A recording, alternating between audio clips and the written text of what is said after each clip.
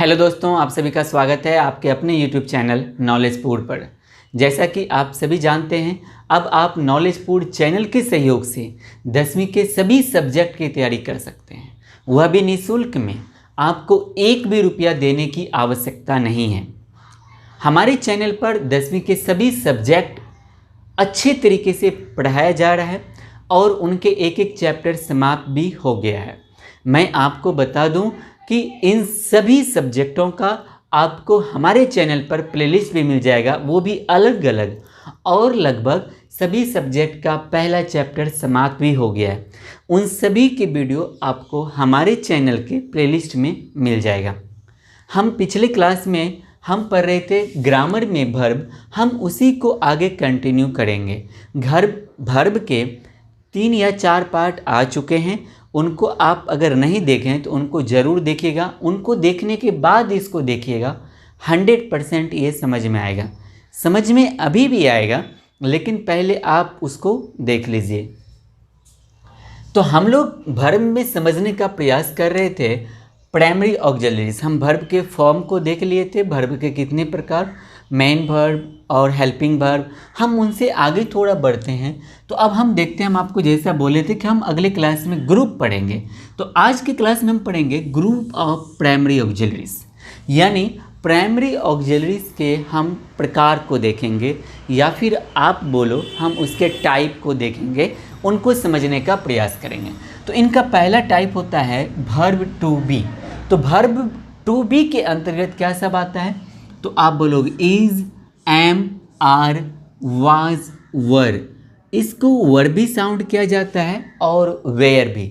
Were, B, being, been, और क्या तो will be and shall be. इन सभी को हम वर्ब टू बी के अंतर्गत रखते हैं। किसको किसको? तो is, am, are, was, were, be, being, been, will be and shall be. क्या यह क्लियर है? उनके बाद है आपको verb to have. Verb to have मतलब हैव के अंतर्गत किसको किसको रखिएगा? तो आप रखिएगा has, have, had, has, have, had, having, will have and shall have. Has, have, had, having, will have and shall have, इनको हम बोलते हैं वर्ब टू हैव। ठीक है, तो मुझे उम्मीद है ये बच गया था, जो मैंने पिछले क्लास में बोला था कि मैं आपको प्राइमरी ऑक्सिलरीज के ग्रुप भी बता दूंगा। अब हम समझते हैं, एकदम छोटा सा है जिसको आप जानते भी होंगे, लेकिन मेरा बताना आपको फ़र्ज है। अगर आप जानते भी हैं तो वीडियो को कंसंट्रेशन के साथ देखिए, कंसंट्रेशन के साथ, ताकि आपका रिवीजन हो सके। तो मैंने लिखा है subject verb chart. Subject verb chart यानी हम कौन से सब्जेक्ट के साथ किस हेल्पिंग वर्ब का प्रयोग करेंगे, हम उसको समझने वाले हैं। तो पहला, आप जब हम इसको अगर चार्ट में बनाते तो आप कैसे बांटते? First person, second person, third person, singular number, plural number. हम उसी को सिर्फ यहाँ पे ऐसी लाइन में लिख दिए हैं। तो फर्स्ट पर्सन किसको कहते हैं? तो बोलिएगा person in speaking. Person in speaking, जो आदमी बोल रहा है वही फर्स्ट पर्सन है। जो बोल रहा है उसको हम क्या कहेंगे? First person.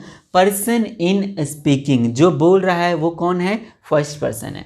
तो फर्स्ट पर्सन सिंगुलर नंबर होता है आई। आई के साथ हम किसका प्रयोग करते हैं? तो एम का प्रयोग करते हैं। आई के साथ वाज का प्रयोग करते हैं। आई के साथ हैव का प्रयोग करते हैं, हैड का प्रयोग करते हैं, डू का करते हैं, डिड का करते हैं, शैल, विल। आई के साथ अब मॉडर्न ग्रामर में शैल का भी प्रयोग कर सकते हो, विल का भी। आप उन दोनों में से किसी का भी कहीं पर भी प्रयोग कर सकते हैं। हाँ, लेकिन जहाँ पर कोई कार्य निश्चित हो, 100% होगा भविष्य में, तो वहाँ पे हम नॉर्मली शैल का प्रयोग करते हैं। ठीक है, तो फर्स्ट पर्सन आई के साथ आपने सीख लिया। आई जो सिंगुलर नंबर है, इनके साथ am, was, have, had, do, did, shall या विल। फिर हमारा फर्स्ट पर्सन प्लूरल नंबर होता है वी। वी मतलब हम या फिर हम लोग। इनके साथ किसका प्रयोग कीजिएगा? तो आर का, were, have, had, do, did, shall या विल। हम फर्स्ट पर्सन जो प्लूरल नंबर है वी, उनके साथ आर का, वेयर का, हैव का, हैड का, डू, डिड, सेल या फिर विल। आगे हमारा सेकेंड पर्सन। तो सेकेंड पर्सन किसको कहते हैं? तो पर्सन स्पोकन टू, यानी आप जिनसे बात कर रहे हो वो आपका कहलाएगा सेकेंड पर्सन। फर्स्ट पर्सन क्या था? जो बोल रहा है, वो कहलाएगा person speaking in, person in speaking first person. Person spoken to, जिससे आप बात कर रहे हो, जिसको आप बोल रहे हो, वो कहलाएगा सेकेंड पर्सन। तो याद रखिएगा, सेकेंड पर्सन सिंगुलर नंबर भी you, second person plural number भी होता है यू, यानी सिंगुलर नंबर और प्लूरल नंबर दोनों होता है यू। ये डिपेंड करता है वहाँ पे सब्जेक्ट में जो नंबर है वो सिंगुलर है या फिर प्लूरल है, लेकिन इनके साथ हेल्पिंग वर्ब समान होता है। तो यू के साथ आप किसका प्रयोग करोगे? तो आप करोगे आर का प्रयोग, वेयर का प्रयोग, हैव का, हैड का, डू, डिड, विल या सेल। आप यू के साथ किसका प्रयोग करोगे? आर का प्रयोग करोगे, वेयर का प्रयोग करोगे, हैव का, हैड का, डू का, डिड का, सेल या फिर विल का प्रयोग करोगे। किनके साथ? तो आप यू के साथ। यू क्या है? सेकेंड पर्सन का सिंगुलर नंबर भी है और प्लूरल नंबर भी है। यू को हम सेकेंड पर्सन किसको कहेंगे? तो person spoken to, first person person in speaking, जो बोल रहा है फर्स्ट पर्सन, जिनसे आप बोल रहे हैं वो सेकंड पर्सन है, जो आपको सुन रहा है वो भी आपका सेकंड पर्सन। आगे है हमारा थर्ड पर्सन। तो थर्ड पर्सन किसको बोलेंगे? पर्सन स्पोकन अबाउट, आप जिसके बारे में बातचीत कर रहे हो, आप जिसके बारे में बातचीत कर रहे हो वो कहलाएगा थर्ड पर्सन। जैसे मान लो मैं राम से बात कर रहा हूँ, तो मैं फर्स्ट पर्सन, राम हमको सुन रहा है तो वो हमारा सेकंड पर्सन। लेकिन अगर मैं किसी के बारे में बात कर रहा हूँ, अगर मैं लक्ष्मण के बारे में बात कर रहा हूँ, तो वहाँ पे लक्ष्मण हमारा कहलाएगा थर्ड पर्सन। यानी जब दो लोग बात कर रहे हो तो जो बोल रहा है फर्स्ट पर्सन, जो सुन रहा है सेकंड पर्सन, और जिसके बारे में बातें हो रही है वो कहलाएगा थर्ड पर्सन। क्लियर है? जो बोल रहा है फर्स्ट पर्सन, जो सुन रहा है सेकंड पर्सन, जिसके बारे में बातचीत हो रही है वो कहलाएगा थर्ड पर्सन। ठीक है? तो थर्ड पर्सन क्या सब होता है? तो थर्ड पर्सन होता है सिंगुलर नंबर में ही, सी, इट या one name. He, she, it या वन नेम, इसको कहते हैं हम थर्ड पर्सन का सिंगुलर नंबर।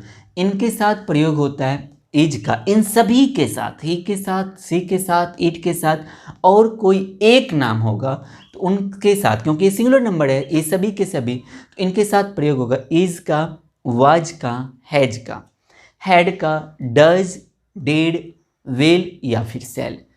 किसके थर्ड पर्सन सिंगुलर नंबर के साथ किसका प्रयोग? इज का प्रयोग, वाज का प्रयोग, हैज का, हैड का, डज, डिड, विल या सेल का प्रयोग कीजिएगा। लेकिन थर्ड पर्सन का प्लूरल नंबर भी होता है, जो मैंने यहाँ पे स्टार करके लिखा है क्योंकि नीचे में जगह नहीं था। तो मोर देन वन नेम, या तो एक से अधिक नाम हो या फिर लिखा हुआ हो दे, ठीक है, इनको हम बोलते हैं प्लूरल नंबर। इनको क्या बोला जाता है? Plural number. इनके साथ आप किसका प्रयोग करोगे? तो आर का प्रयोग करोगे, वेयर का प्रयोग करोगे, हैव का, हैड का, डू, डिड, सेल या फिर विल का। यानी एक से अधिक नाम हो या फिर दे दिया हो, दीज दिया हो, दोज दिया हो, इनके साथ आप प्रयोग करोगे हेल्पिंग वर्ब के रूप में आर का, या फिर मेन वर्ब के रूप में भी आर का, वेयर का, हैव का, हैड का, डू का, डिड का, सेल या विल का। अगर आपको ये verb chart, subject verb chart, अगर आपके दिमाग में यह बैठ जाए तो आपसे कभी भी हेल्पिंग वर्ब या फिर मेन वर्ब या फिर प्राइमरी ऑक्सिलरीज का प्रयोग करने में आपको कभी भी कोई भी कठिनाई नहीं होगी। इनको आप अपने कॉपी में अच्छे से फ्रेश अक्षर में नोट्स ज़रूर बना लीजिएगा और इनको 2-3 बार देखिएगा। इनके बाद आप बनाने का प्रयास कीजिएगा। आप ग्रामर से एग्जाम्पल लीजिएगा, वहाँ पर आप टिक करने का प्रयास कीजिएगा। आप यह मत समझिए कि यह तो सर बहुत ईजी है, हमको देखने की ज़रूरत नहीं है। आप याद रखिए, यह क्लास छठी के बच्चों के लिए 7वीं, 8वीं, 9वीं और 10वीं, यह चीज़ छठी से ही शुरू हो जाता है, लेकिन इसको आप पढ़ते हो 12वीं तक। कहाँ तक पढ़ते हो? 12वीं तक। हम 12वीं में भी जाके इसी को पढ़ते हैं। पता है क्यों? क्योंकि हम इसको ना, इनसे पहले हम समझने का प्रयास ही नहीं करते हैं अच्छे से। अगर आप छठी में अच्छे तरीके से समझ लोगे तो आपको 7वीं पढ़ने की ज़रूरत नहीं है, उतना मेहनत नहीं करना पड़ेगा। लेकिन आप यहाँ तक पढ़ते नहीं हो, इसीलिए यहाँ पे आके आपको बहुत मेहनत करना पड़ता है, क्योंकि यहाँ पे आके इंग्लिश हो जाता है कंपलसरी। तो मैं आशा करता हूँ आज मैंने जो भी समझाया आपको समझ में आया होगा। आपको यह वीडियो कैसा लगा आप नीचे कमेंट करके हमें ज़रूर बताइएगा। अगर आपको यह वीडियो अच्छा लगा तो इस वीडियो को लाइक ज़रूर कीजिएगा और अपने सभी दोस्तों के साथ या आपके रिश्तेदार में जो भी पढ़ने वाले हैं उनके साथ आप शेयर ज़रूर कीजिएगा। आप यह मत बोलिए कि सर मेरे रिश्तेदार में जो भी भाई बहन हैं या मेरा बहुत सारा ऐसा दोस्त है उनके पास सर मोबाइल नहीं है। मोबाइल नहीं है तो उनके घर में मोबाइल होगा ना, आप उनको फ़ोन लगाओ और बोलो, अरे भाई यूट्यूब पे एक चैनल है नॉलेजपुर नाम से, वो 10वीं के सभी सब्जेक्ट की पढ़ाई करवा रहा है, वो अभी फ्री में 1 भी रुपया नहीं ले रहा है। अगर आप कहीं पे अभी ऑफलाइन क्लास कर भी रहो तो आप करो, लेकिन जब फ्री में मिल रहा है वो भी डीप नॉलेज मिल रहा है सभी सब्जेक्ट का, तो फिर लेने में क्या कोई दिक्कत है? हमारे बिहार और भारत में तो लोग पॉइज़न फ्री में मिले तो वो ले लेते हैं, यहाँ तो ज्ञान की बात है। और आप लोग बहुत सारे कॉमेडी वीडियो या वल्गर टाइप का वीडियो शेयर करते हो, तो मैं चाहता हूँ कि आप लोग इस टाइप का वीडियो शेयर कीजिए ताकि हमारे बिहार का शिक्षा स्तर और बिहार के लोगों में डीप नॉलेज है यहाँ के बच्चों में। तो मैं उम्मीद करता हूँ कि आप इस वीडियो के लिंक को शेयर ज़रूर कीजिएगा। हम मिलेंगे, भर के देखेंगे, अगर कोई और टॉपिक जो बचा हुआ होगा हम उनको भी समझने का प्रयास करेंगे, आपको बताने का प्रयास करेंगे। अगर आपने वॉइस नहीं पढ़ा है, वॉइस में आपको दिक्कतें आती हैं, तो मैंने वॉइस को बहुत ही डीप से पढ़ाया है। आप प्लेलिस्ट में जाके वॉइस के 4 या 5 लेक्चर आए हुए हैं, उनको आप ज़रूर देखिएगा। हम मिलेंगे अगले वीडियो में अगले टॉपिक के साथ।